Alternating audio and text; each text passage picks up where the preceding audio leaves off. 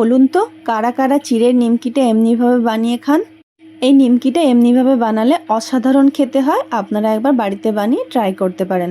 নিমকিটা বানানোর জন্য আমরা একটু মোটা চিড়েটা নিয়ে নিয়েছিলাম। আপনারা পাতলা চিড়ে থাকলেও সেটাকে ইউজ করতে পারেন। আমার কাছে মোটা চিড়ে ছিল বলে সেটাকে ইউজ করেছিলাম।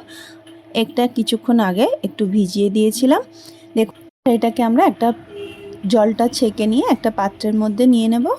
নিমকির মধ্যে যে মশলাটা ইউজ করব সেই মশলাটা বানানোর জন্য এখানে আমরা একটা প্যানের মধ্যে নিয়ে নিয়েছি কিছুটা কালো জিরে, নিয়ে নেবো একটু আজওয়াইন, কিছুটা সাদা তিল। এবার এই মশলাগুলোকে আমরা হালকা একটু ভেজে নেব। এর মধ্যে দিয়ে দেবো 1/2 টেবিল স্পুন চিলি ফ্লেক্স। আর চিড়েটারকে বাইন্ডিং করার জন্য এখানে আমরা বেসন দিয়ে দেবো 4 চামচের মতো। একটু আমাদের চিড়েটা বেশি ছিল তার জন্য আমরা একটু বেশি বেসন ইউজ করব। এই বেসনটাকে কড়াইয়ের মধ্যে দিয়ে ভালোভাবে একটু ভেজে নেব যাতে বেসনের কাঁচা গন্ধটা না থাকে। এর জন্য দিয়ে দেবো অল্প একটু হলুদ গুঁড়োটা দিয়ে ভালোভাবে বেসনের মধ্যে মিশিয়ে নেব। দিয়ে দেবো একটু কাসুরি মেথিটা দিয়েও আমরা বেসনটাকে ভালোভাবে একটু নেড়ে নেব। নিয়ে আমাদের বেসনটা ভাজা হয়ে গেলে একটা পাত্রের মধ্যে ঢেলে নেব। আর আমরা চিড়েটা যে জল ঝরিয়ে রেখেছিলাম সেই চিড়েটা বেসনের মধ্যে দিয়ে দেব। আর আমরা এখানে দিয়ে দেবো স্বাদ মতো নুন, আর দিয়ে দেবো স্বাদটাকে ব্যালেন্স করার জন্য একটু চিনি।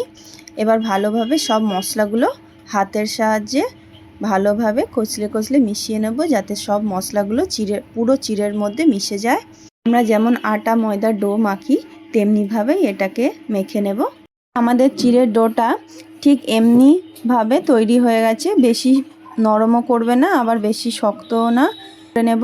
প্রথমে হাতের মধ্যে একটু তেল নিয়ে নেব যাতে হাতের মধ্যে লেগে না যায়। তেল নিয়ে অল্প অল্প করে ব্যাটার নিয়ে এটাকে ছোট ছোট লেচির মতো করে ডো তৈরি করে নেব। আর হাতের সাহায্যে আলতোভাবে একটু চেপে নেব। চেপে নিয়ে এগুলোকে তেলের মধ্যে দেব।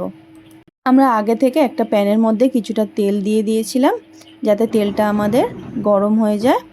এটাকে বেশি গরম করব না, প্রথমেই একটু মিডিয়াম গরম অবস্থাতেই এগুলোকে দেব, না তো পুড়ে যাবে, ভেতর পর্যন্ত কাঁচা থেকে থাকবে। গ্যাসের ফ্লেমটা একদম লোতে রেখে এটাকে উল্টে পাল্টে ভেজে নেব। একদিকটা ভাজা হয়ে গেলে আবার উল্টো পাশটা ভেজে নেব। এভাবেই প্রতিটাকে আমরা তৈরি করে নেব। আর যে নিমকিগুলো আমাদের তাড়াতাড়ি হয়ে যাবে সেইগুলো আমরা আগে থেকেই তুলে নেব, না তো পুড়ে যাবে।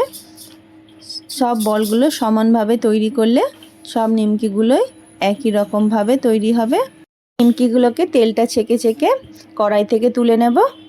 একটা আমরা টিস্যু পেপার রেখেছিলাম যাতে তেলটা টিস্যু পেপারে চলে যায়। দেখুন আমাদের নিমকিগুলো কত সুন্দর রেডি হয়ে গেছে। আর দেখুন সাউন্ডটা দেখুন, খুব সুন্দর খেতে হয়েছিল আর খুবই কুরকুরে হয়েছিল। আপনারা একবার বাড়িতে বানিয়ে ট্রাই করবেন। আপনাদের কেমন লাগলো আমাকে অবশ্যই জানাবেন। আর যদি আমার রেসিপিটা ভালো লাগে একটা লাইক করবেন। বাই বন্ধুরা।